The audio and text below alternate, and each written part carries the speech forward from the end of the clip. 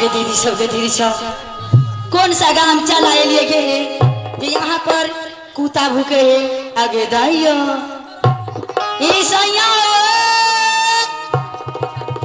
ये बालमा आगे दीदी सब इमुन सा लगे है शराब दारू पी लेके कहीं सो गिले जाके जात के करनी हमें जात के करनी दीदी जात के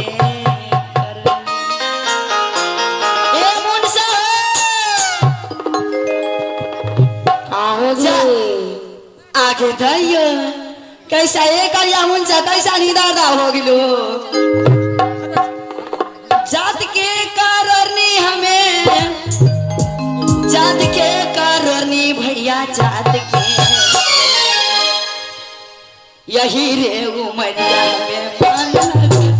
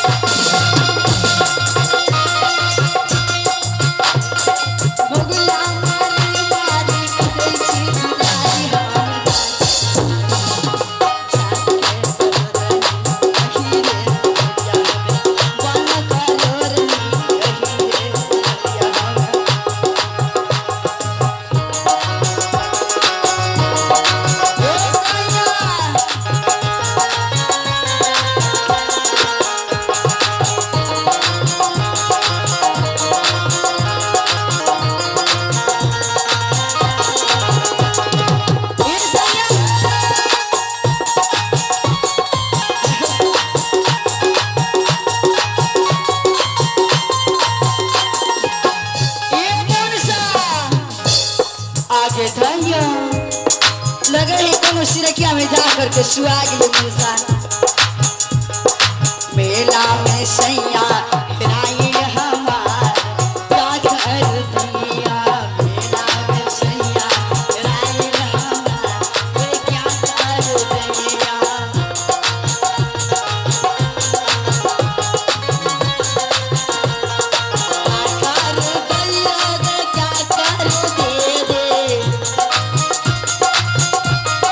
आगे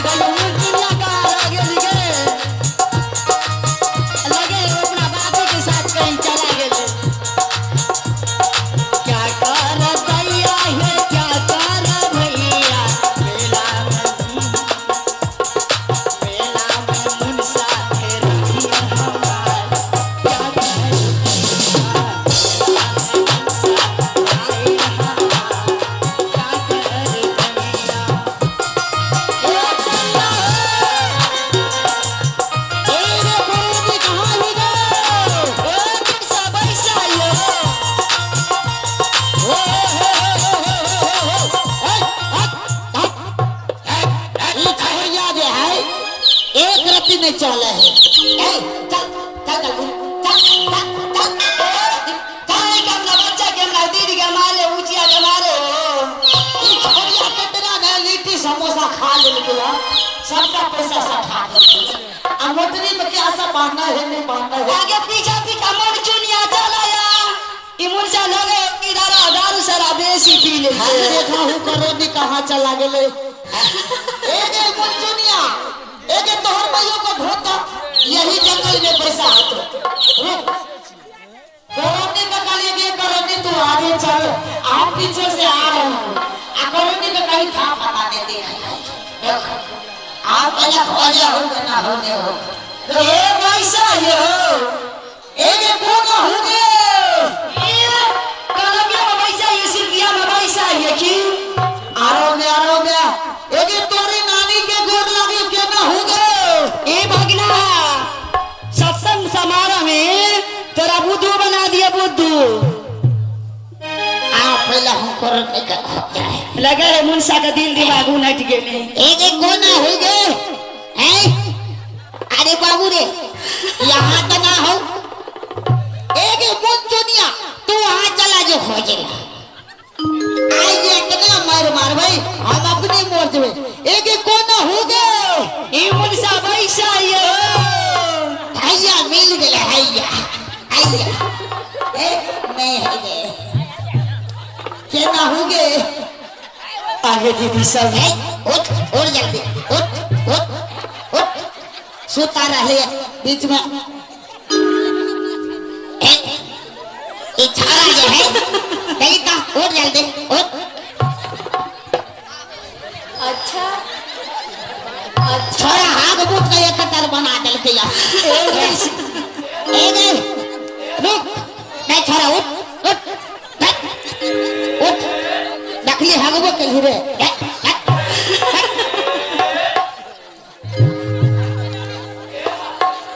छोरा के घरे में सुता दल के आमे के कहां न चला गेलो आगे दीदी सबके दीदी सभी मुंशा ई जलमल रे अखार में सट गेले हमरा कपार में एक हाथ उठा ले के ना हो गए ए भगना पैसा ये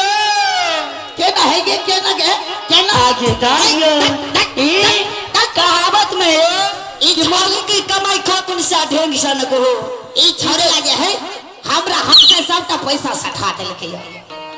सबका लिट्टी समोसा खा लेल के सुन ना एक के ना हो गए ये पैसा ये बाप रे एक यहाँ गलत जगह चला ली कहाँ चला ली तोरा गोर लगे ये सैया रात में जो सुआ रही अपना सिरकिया में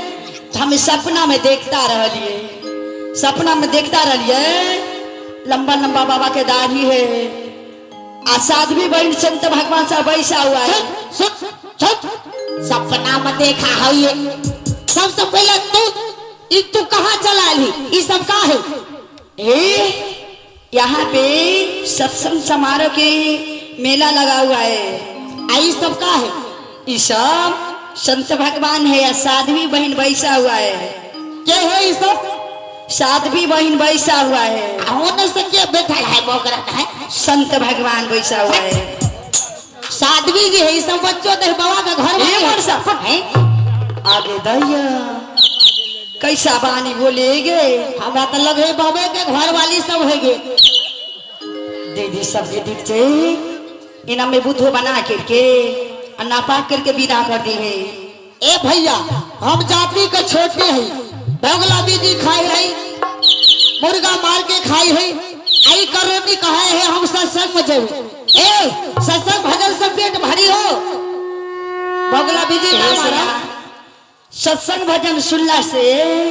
जन्म जन्म के पाप कट जाला से का कटे है पाप पुण्य कट जाला हम कदे इतना टाट बिछा के बना दिलिए यार किनको पतो नहीं है ये भगना तोरा समझाता कहिए पाप पुण्य कट जाए ओ पाप पुण्य कट जाए अच्छा सुन तोरा का कहना हो तोरा कालियो भोरे तू माँ के चांग के आनी हम तो मछली माछ खेबो सत्संग मना जाए देवो आना हम जेबो आगे दीदी समझ रहे तोरा गोर लगे ये पैर पकड़े ये बिजली अब बगुला बीजी मत मारी सैया गुरु बाबा के चरण में चला आए और सत्संग भजन जो सुन ले जाओ बैंक कहाँ लग जाओ एक छाड़िया जे है सारी ब्याह करे लो ना करे है ए बोगिया के कहलिए तू मानसा काम छोड़ी का ब्याह कर देबे उल्टा सीधा ना बोलल जाला हो तोरे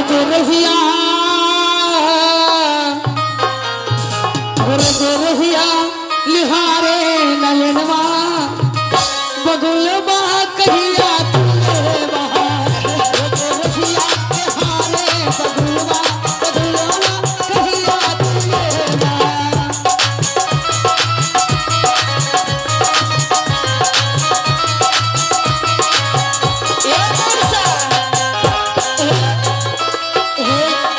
आगे गया एकरा बाबा के वाणी के नाम ले जाना एको बात बुझ रोया का सैया एक यहाँ कहीं का भीड़ लागल है कोई बोर और नहीं लगे है सुन ता आ